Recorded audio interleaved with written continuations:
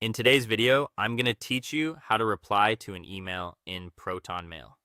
To get started, sign into your Protonmail account at the Protonmail website. Then open the folder where the message is located, such as your inbox, from the left-hand navigation panel. Once you find the email thread you want to respond to, click it once to open it in the reading pane. This makes it much easier to review the message before you reply, especially if you need to double-check details or the tone of the conversation. Next, look for the reply controls. You'll usually find them either at the top of the message header or near the bottom of the open email. If you want to respond only to the original sender, click Reply, which is marked with a left arrow icon.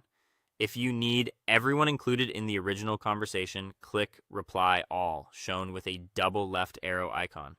If keyboard shortcuts are enabled in your settings, you can also press R for a quick reply or A for Reply All, which can save time if you answer emails frequently.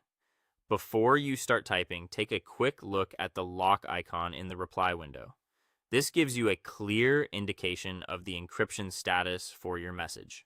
A green or blue closed padlock means your reply will be protected with end-to-end encryption, which is common when messaging another Proton user or someone with PGP setup.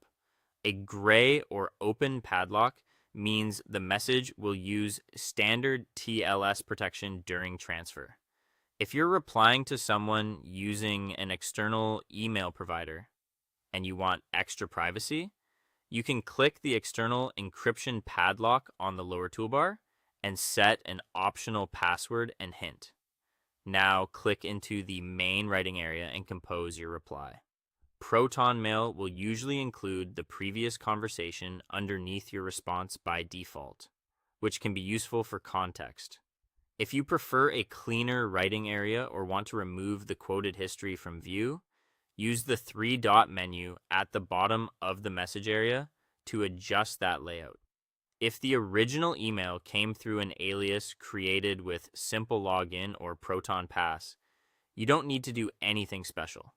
Just use the normal reply button. Proton automatically routes the message through its reverse alias system, so your personal address stays hidden. When you're ready, click the send button or press Ctrl and Enter. After sending, you'll see a message sent notification with an undo option. Proton normally gives you a 10-second delay, which is very useful if you catch a typo or change your mind. If that happens, click undo and the message will return to drafts so you can edit it.